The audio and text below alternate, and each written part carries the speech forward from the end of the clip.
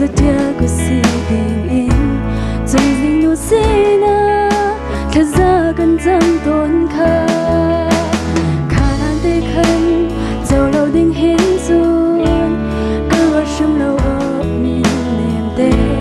thiên lòng phạt rong mang thiên lai nô la hờ dây đi cần chân đi la se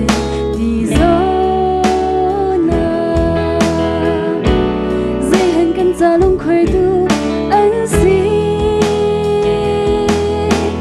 run thanh ở xa mê cây đang rung ngà lô min lung khát lên chỉ liều gian nhớ đến chỉ lòng ti lại lâu nên chung yên cây gian gặp nhau sớm về cần tôi tục nơi ti tôn khá dồn thế